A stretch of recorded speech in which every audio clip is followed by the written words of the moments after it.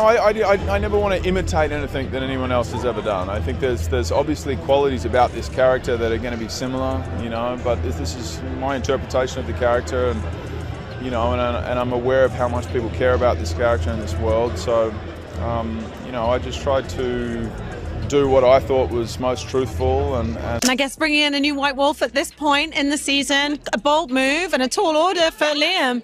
And of course, he wanted to honor the character that had already been set up, because he knows that he's stepping into a role. But at the same time, he wanted to make sure that his performance was authentic, that it felt like him, that he wasn't playing and mimicking anything. And so let's just say the reaction is exactly what we expected.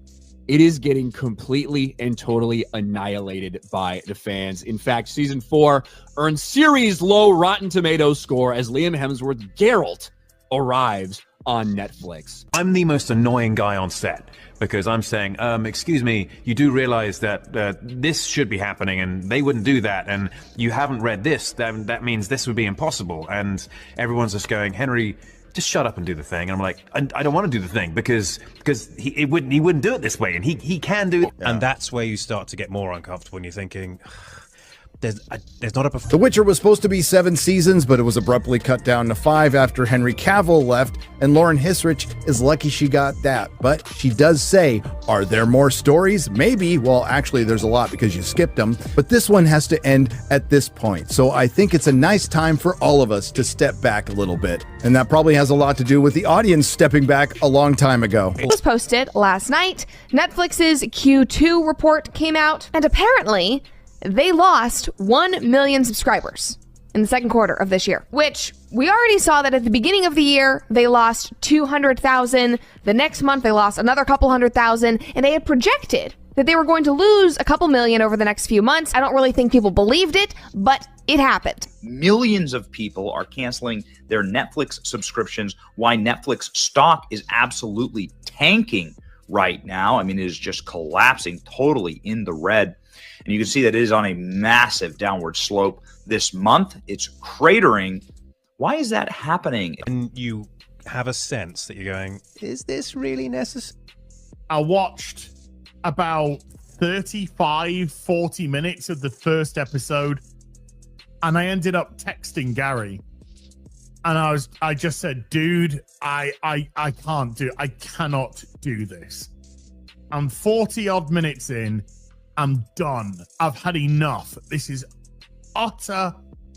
As the years have gone by, Netflix's Witcher series has gotten worse and worse. Recasts, rewrites, moving further away from the source material has truly damaged this show to the point of no return. There's no way that they could save it going into the last season. But now that season 4 is out and we only have 1 more to go, this show is basically hated by everybody. Let me ask you guys something. Are you excited for Witcher season 4? Isn't it out right now on Netflix? Just coming out, and the reviews have started to drop. So because I looked on Rotten Tomatoes, and bear in mind, given the backlash, I would expect a little bit of review bombing. So people who haven't seen it but who hate the concept. Oh no, you're behind, Drinker. Is it changed? It's down to 17. Nobody was supposed to hear what happened behind that door. In fact, most people working on The Witcher didn't even know the meeting was happening. But late that night, hours after the disastrous season 4 numbers dropped, Lauren Schmidt-Hissrich walked into a dim, half-empty conference room with a look that could silence an entire studio. The building was quiet, the kind of quiet that only happens when everyone's avoiding eye contact, avoiding conversations, avoiding responsibility, because the damage was already done. And maybe once in a while, Geralt might be allowed to take part in some irrelevant fight scene, saving an innocent woman from some bandits, or saving more innocent women from being burned as witches. Are you spotting a theme here? All while pining for Ciri and Yennefer, of course. Holy shit, man, Henry Cavill must be laughing his ass off. Season 4 didn't just underperform, it collapsed hard. And somehow, even though he didn't write a single line of the script, even though he stepped into a role fans had already decided belonged to someone else, Liam Hemsworth had become the face of the disaster. A little daunting as well. I definitely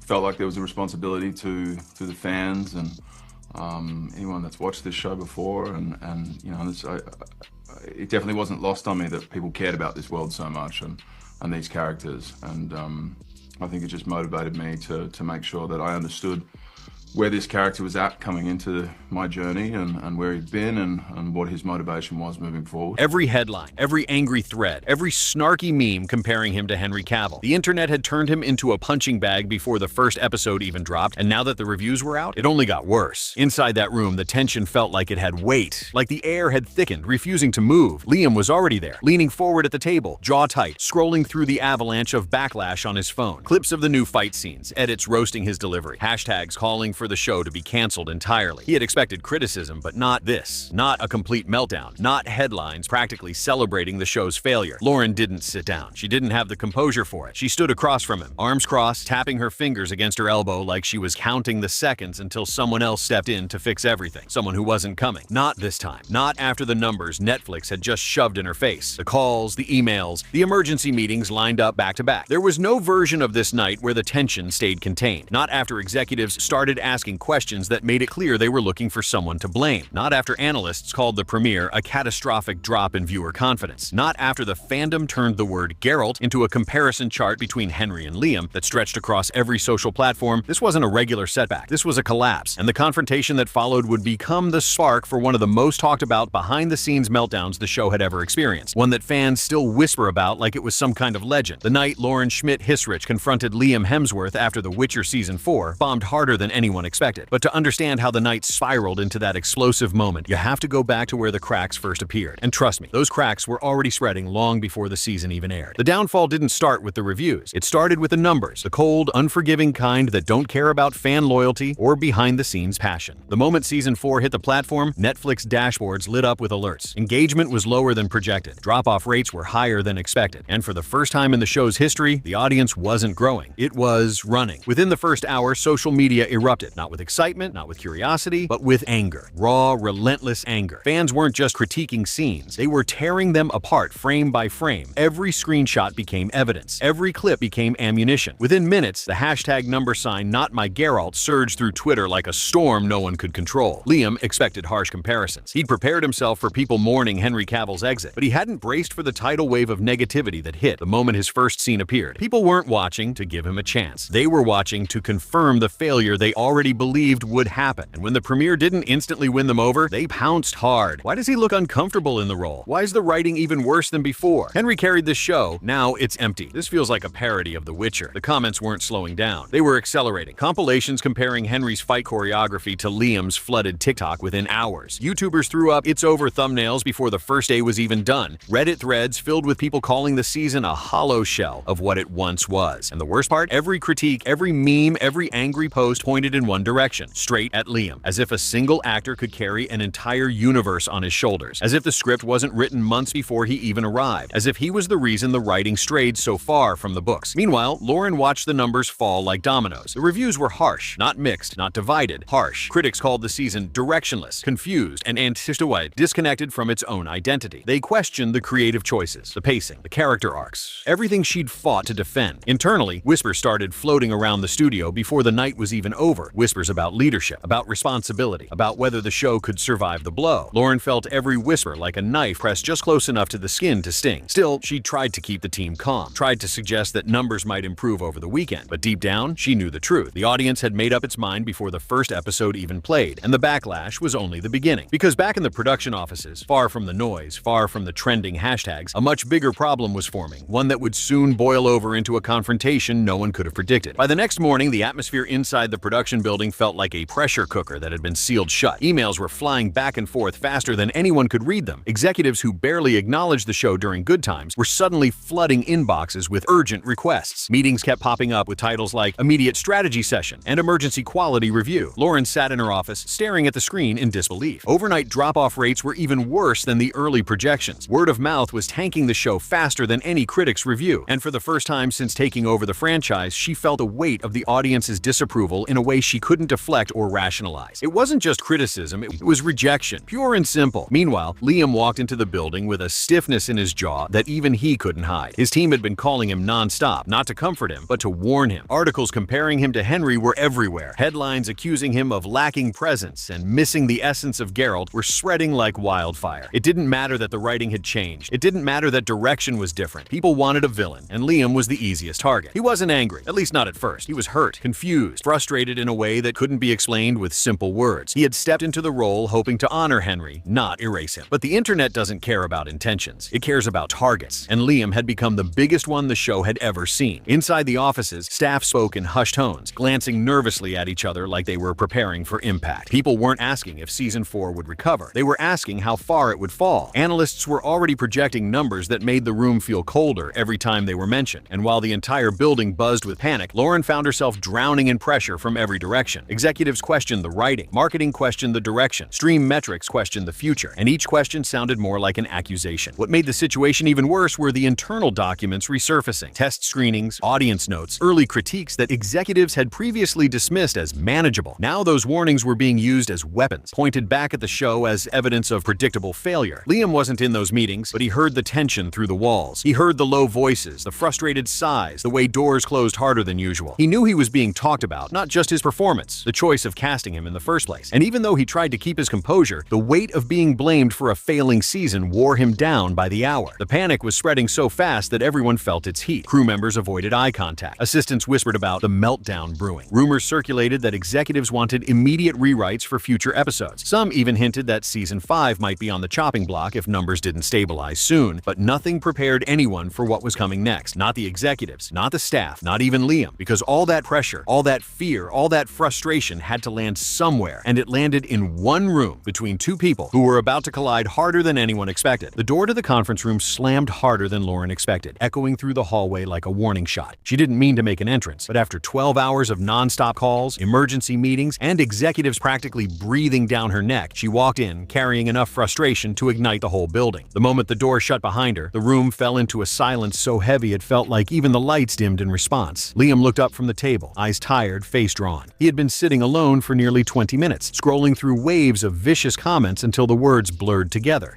He wasn't angry at Lauren, not yet, but he was past confusion, past disappointment. He felt cornered, trapped in a storm he couldn't control. "Did you see the overnight numbers?" Lauren asked, voice sharp but low enough to sound like she was holding back a much louder scream. Liam nodded. "Yeah, hard to miss when the whole internet's throwing them in my face." Her jaw tightened. "This is worse than we prepared for. Much worse." The way she said it made Liam flinch, not because of the words, but because of the tone. It wasn't panic, it wasn't fear, it was blame, wrapped quietly in frustration, waiting to be aimed at someone. He leaned back in his chair, crossing his arms. "So, what are you saying, Lauren? That this is on me?" She didn't answer right away. She paced instead, fingers pressed to her forehead. "I'm saying the audience isn't connecting. They're rejecting the shift. They're rejecting the new tone. They're rejecting everything. But mostly me," Liam said, voice tightening. "Let's not pretend that's not the message everywhere right now." Lauren stopped pacing. "Liam, listen." "No," he cut in, his voice sharper than he intended. "You listen. I walked into this role knowing it'd be an uphill climb. I knew the comparison was inevitable, but you didn't give me the kind of writing Henry had. You didn't give me the world he had. Everything is different. Tone, direction, pacing, and somehow I'm the one everyone is tearing apart." Lauren's expression hardened, just enough to show the pressure she'd been hiding all day. "You think I wanted this outcome? You think I'm not getting attacked from every angle? The writing is getting obliterated by critics. Fans are calling the season hollow, and the buzz is that casting you was a mistake." The words hit him like a punch. A mistake. For a moment, neither of them moved. The silence stretched, cold and suffocating, until Liam finally exhaled. "So that's what they're saying." "That's what everyone's saying," she corrected, voice quieter but no less harsh. Liam looked away. He blinked hard, jaw clenched. "I can't control what people post online. I can't control the expectations they had. And I can't control the fact that people are walking away," she said, frustration breaking through. "We needed this season to work. We needed momentum. Instead, we're drowning, Liam." He stood up slowly, the chair scraping the floor behind him. "I'm drowning too, Lauren, but I didn't create this storm." Her eyes flashed. "And you think I did? You think I wanted to clean up after decisions made seasons ago?" That was the moment the tension crossed the line. The moment the blame, the exhaustion, and the pressure collided. Two people, each carrying a different piece of the fallout, suddenly facing each other with nothing left to soften the impact. Neither one shouted, neither one broke down, but the weight of their frustration hit the room like a collision. Quiet, controlled, but powerful enough to leave a mark. And what they didn't know, what they couldn't have predicted, was that someone outside the room heard enough to twist the entire confrontation into something much bigger. Something the internet would feast on within hours. Because what spread next wasn't just speculation. It was a rumor that lit the fandom on fire. The building should have been empty by that hour. Most staff had had left the moment the sun went down, desperate to escape the chaos vibrating through every floor. But one person, no one knew who, lingered just long enough to hear fragments of the tense conversation behind that closed door. Not the full argument, not the full context, just a handful of sharp sentences, a few frustrated tones, and silence in between that sounded like tension ready to snap. By sunrise, the internet had taken those scraps and spun them into a wildfire. A post appeared on Reddit first, a vague, anonymous message claiming a crew member overheard a heated fight between Lauren and Liam. No details, no audio, nothing to verify it. But the fandom was already so charged, so desperate for answers, that the rumor spread with almost no resistance. Hours later, another user claimed they had audio. No clip was posted, no link, no proof. Just the claim alone was enough to ignite chaos. People started quoting sentences that were never actually recorded. Lauren blamed him for sinking the show. Liam said he regretted taking the role. They were shouting about the fans revolting. None of it was confirmed. But fiction spreads faster than truth when emotions are high. And right now, the fandom was in meltdown mode. YouTubers jumped on the rumor instantly. Thumbnail after thumbnail displayed shocked faces, screaming headlines, red arrows pointing at blurry photos. Commentary channels uploaded videos titled "The Witcher is imploding" and "The leaked fight explained." Even accounts that had nothing to do with the fandom suddenly became experts on the show's collapse overnight. Meanwhile, TikTok went even further. Users stitched dramatic reenactments of the non-existent audio. Others claimed they heard it before it got deleted. Some people used AI to fabricate fake snippets, making them sound real enough to fool the casual listener. Lauren woke up to chaos. Rumors about her blaming Liam flooded her notifications. Comment sections were filled with people calling for her removal, accusing her of mishandling the franchise, insisting she had disrespected both Geralt and the fanbase. Liam wasn't spared either. People accused him of clashing with production or losing his temper. Others insisted he was preparing to quit halfway through the season. Even though none of it was true, the sheer volume of speculation drowned out any attempt to clarify. And the craziest part? Netflix refused to comment. Not a word, not a denial, not even a vague statement asking fans to remain respectful. The silence only poured fuel on the fire, convincing the internet that the rumored confrontation was real, bigger, and worse than anyone imagined. Inside the production building, the atmosphere went from tense to suffocating. Staff whispered about damage control. Some avoided eye contact altogether. Assistants walked quickly, almost nervously, as if afraid the next rumor might involve them. The fictional audio rumor didn't just shape the conversation. It hijacked it. It became the story, the meltdown, the reason fans believed the show was collapsing from the inside. But as the rumor continued to spread like it had a life of its own, the real fallout, behind the closed doors, inside the crew halls, within the cast themselves, was about to get much worse. Because rumors are one thing, but consequences, those hit harder, and the production was about to feel every bit of the blow. By the time the rumor had cemented itself as fact in the court of public opinion, the damage inside the production was spiraling far beyond anything Lauren or Liam could control. Nobody expected the fallout to hit this hard, this fast, or this publicly. It was like watching a dam split open. Every hour brought another leak, another hit piece, another sensational headline ready to bury season 4 even deeper. In the PR office, staff scrambled like firefighters trying to put out a blaze that refused to fade. They drafted statements, deleted them, rewrote them, and deleted them again. Nothing sounded right. Nothing sounded safe. Every sentence felt like a trap, something the fandom would twist into proof that things were worse than anyone admitted. The silence from Netflix had evolved from caution to paralysis. The executives were too scared to address the rumors, because acknowledging them, even to dismiss them, would give them legitimacy. Critics joined the frenzy next. Articles started appearing with titles like "The Witcher, a sinking ship," and "Is this the beginning of the end?" Even entertainment sites known for sugarcoating drama were suddenly ripping into the series like they had been waiting years to unload. They blamed the writing, the creative direction, the leadership, and inevitably, they blamed Liam for failing to fill Henry's boots. It didn't matter that Henry Cavill had years to shape the character. It didn't matter that the script had changed drastically. It didn't matter that this season was practically a reset. People weren't writing about facts anymore. They were writing about feelings, raw ones. Behind the scenes, the rest of the cast and crew felt the tremors too. Some actors canceled interviews because they didn't want to be asked about the meltdown. Others showed up but gave tight, cautious answers that only fueled the narrative that something was off. Crew members whispered about sudden budget cuts. Rumors spread that Netflix might slash the promotional campaign entirely, a life sentence for a show already pouring attention. Then came the sponsorship fallout. Two major brand partners quietly pulled their upcoming tie-in campaigns, claiming strategic realignment. Everyone knew what that meant. They didn't want their logos attached to a sinking season. The marketing team panicked. Losing sponsors meant fewer ads, fewer events, fewer opportunities to shift public perception. Liam tried to keep his head down, but the hits just kept coming. Articles speculated about his on-set frustration. A gossip blog published a story claiming he stormed out of a meeting he wasn't even at. His team begged him to lay low and stay offline, but that only made the silence feel heavier, like the public assumed his quiet meant guilt. Meanwhile, Lauren was drowning in pressure from all sides. Executives demanded new strategies, marketing demanded answers, fans demanded apologies. Every decision decision she made was criticized. Every interview she gave became fuel for another round of backlash. She had built this show from the ground up, but now it felt like the ground was being kicked out from under her. But the moment that truly broke her, a moment she'd never admit publicly, was when one of the executives suggested they begin exploring alternative showrunner options for future seasons. Not an official threat, not yet, but a quiet warning disguised as a harmless suggestion. That single comment changed everything. It wasn't just the show collapsing, it was her position, her leadership, her legacy. And while she tried to hold everything together, the foundation kept cracking because the ratings didn't stabilize, the rumors didn't slow, and the internet didn't forget the leaked confrontation, even though it never existed. The fallout wasn't finished. It was only tightening its grip, and the final blow, the one that would shake both Lauren and Liam to the core, was now only hours away. The hours that followed the fallout were eerily quiet. Not peaceful quiet, but that tense, charged silence that comes after a storm, but before people realize the damage is irreversible. Inside the production building, people walked slower, spoke softer, and avoided each other like saying the wrong thing could trigger another explosion. By now, Lauren and Liam were barely speaking. Not out of anger, out of exhaustion. Every conversation felt like walking across broken glass. Every word carried weight. Every topic circled back to the same savage truth. The season was slipping away, and nothing they did could stop it.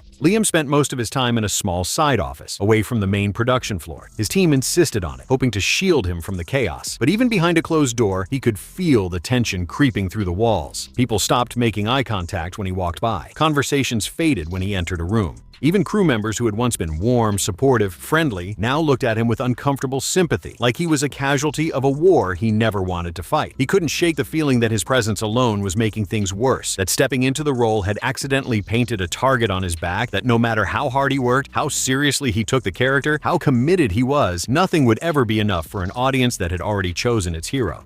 Meanwhile, Lauren was sinking under a different weight. Her office had become a revolving door of executives delivering bad news disguised as updates. She nodded through every meeting, pretending she was still in control, pretending she wasn't terrified that the franchise she'd spent years building was slipping right through her fingers. She barely slept, barely ate, barely breathed without thinking about numbers, charts, trends, and the sound of fans tearing her decisions apart. Behind the scenes, a quiet divide had formed, one nobody acknowledged but everyone felt. Some people blamed the writing, others blamed the recasting, some blamed the direction, some blamed the pressure to speed up production. But the divide didn't stay quiet for long. It grew and grew and grew until finally executives called a meeting behind closed doors, one that didn't include Lauren, one that didn't include Liam, one that everyone knew was about the future of the show without saying it. When the decision from that meeting finally trickled down through the grapevine, it hit harder than any rumor. Several promotional events were canceled, internal budgets were frozen, and talks of season 5 were officially put on hold. Not canceled, not approved, just paused, which in the world of streaming might as well be a life sentence. Liam heard the news from his agent. He didn't speak for almost a full minute, just stared at the ground, hands clenched, trying to process how a role he thought would lead to a new chapter had turned into a storm he couldn't escape. Lauren heard the news alone, sitting in her office with the blinds drawn. For the first time since the disaster began, she let herself feel the weight of it. Not anger, not frustration, something heavier, something more human. She had tried to keep everything from falling apart, but the truth was unavoidable. The backlash had taken on a life of its own. And even after all the chaos, all the panic, all the noise, there was still one more twist waiting. A quiet, private moment, one neither of them would forget. Because no matter how much distance had formed between them, no matter how silent the divide had become, they both knew one thing. The storm wasn't finished yet, and what happened next would shape the future of the franchise forever. The storm outside the production offices had become almost predictable. Critics attacking, fans debating, rumors spiraling. But the real breaking point didn't come from the internet or the numbers or even the executives. It came in the form of a quiet, carefully worded message delivered to both Lauren and Liam on the same afternoon. A message that didn't scream or accuse or demand. A message that was far more unsettling because of how calmly it delivered the blow. Netflix scheduled a private sit-down. Just 3 people. Lauren, Liam, and a senior executive known for speaking in measured, diplomatic sentences that somehow always felt like warnings. When they walked into the room, it wasn't tense, just heavy. Not the explosive kind of tension from earlier. Not the rumor-fueled chaos of the past days. This was the kind of heaviness that comes when everyone knows something irreversible is about to be said. The executive folded their hands and wasted no time with sugarcoating. The optics aren't improving, they said quietly. The sentiment isn't stabilizing. And while this is not about blame, we need to face the reality. The current trajectory of season 4 isn't sustainable. Liam stared at the table. Lauren stared at the executive. Neither spoke. The executive continued. We're not canceling anything, but we are evaluating the direction of the franchise. We may need a creative reset, a tonal shift, a fresh approach for future seasons if we proceed at all. It wasn't said directly, but the implication hung in the air like a blade. A fresh fresh approach could easily mean new leadership. Lauren felt her breath catch in her throat. She'd spent years defending this show. Every deviation from the source material, every controversial decision, every creative risk. She knew the backlash was rough, but hearing the possibility of being replaced said out loud made her chest tighten. Liam lifted his eyes. His voice was low, controlled, but wounded. So what does that mean for me? The executive didn't answer immediately, and that silence hurt more than any spoken criticism. Finally, they said, "We're exploring options. Everything is being evaluated. Everything. Meaning the cast, meaning the writing, meaning him." Liam leaned back slowly, swallowing hard. He wasn't angry. Not anymore. Just tired. Tired of fighting a battle he never asked for. Tired of being compared to someone he respected. Tired of being the face of a season that had been troubled long before he stepped in. Lauren's voice cracked slightly when she finally spoke. "You can't pin this on him. Not when the issue started seasons ago. Not when the shift in audience sentiment began long before recasting." The executive sighed. "Nobody's pinning anything on anyone. We're looking at the whole picture. But the public narrative is shaping our options, and that narrative isn't changing." The room sank into silence. Not tense, not angry, just painfully honest. When the meeting ended, Liam walked out first, slow steps, shoulders slightly slumped, as if the weight of the franchise had finally become too much to carry. He didn't look back. Lauren stayed behind for a few seconds, staring at the floor, hearing echoes of critics, fans, executives, all of them blending together into a single, impossible question. Was this salvageable, or was the damage permanent? Outside, the hallway was empty. The whole building felt empty, like everyone was holding their breath, waiting to see which piece of the collapsing tower would fall next. And in that quiet moment, when the noise of the world finally faded, Lauren realized something she hadn't admitted even to herself. They weren't fighting the audience. They weren't fighting critics. They weren't even fighting each other. They were fighting the shadow of a version of the show that no longer existed. A version fans still clung to. A version that had vanished the moment Henry walked away. And now, the battle wasn't against failure. It was against memory, a battle neither of them could win. That night, long after the meeting, long after the offices emptied and the lights dimmed across the building, Liam found himself standing alone on the balcony outside the studio. The city lights stretched out below him, distant and silent. Nothing like the chaos filling his phone, his inbox, and his mind. The wind was cold, rushing against him as if trying to remind him he was still here, still breathing, still fighting. He didn't regret taking the role. Not really. He regretted the timing. Walking into a storm he didn't create. Being handed a legacy he didn't have a chance to grow into before the world judged him. He stared out at the city, wondering if things would have been different, if fans had given him time, if the writing had been stronger, if expectations hadn't been set so impossibly high. But if didn't matter anymore. Not after the backlash, not after the leaks, not after the season collapsed before it even had a chance to stand. Inside the building, Lauren sat alone in her office, surrounded by notes, scripts, and old promotional photos from the early days of the show, back when everything felt new, back when the fandom was united, back when she believed the story could evolve without fracture. She had poured years of her life into building this world, and now, for the first time, she wondered if the world wanted her in it anymore. She picked up an old season 1 photo, Henry in costume, smiling between takes, a reminder of a time the show felt invincible. She set it down gently, not out of sentiment, but out of acceptance. Seasons change, audiences change, stories change, and sometimes the creators behind them get caught in the shifts they never saw coming. As the building buzzed softly with the hum of after-hours machinery, Lauren closed her eyes, not to escape, but to breathe, to let the dust settle, to acknowledge the truth she'd been avoiding. The franchise wasn't over, but this chapter, it was ending quietly, painfully, inevitably. Outside, Liam finally stepped away from the balcony and walked back inside. He didn't know what would come next, whether he'd continue the role, whether fans would soften, whether the show would survive the damage, but he knew one thing. He had given everything he could, and sometimes giving everything still wasn't enough. As the night deepened and the building grew silent, both of them, separate but connected by the weight of a collapsing season, felt the same unspoken truth settle over them. The future was uncertain, the franchise was fragile, and the moment they'd both just lived through would follow them long after the dust cleared. But in that silence, past the rumors, past the backlash, past the chaos, there remained one final thought, something neither could ignore. All it took was one decision to change the course of the series forever. One recast, one season, one storm they never saw coming. And now, the only question left was whether The Witcher could ever find its way back, or if Season 4 would be remembered as the night the entire world of the show slipped through their fingers for good.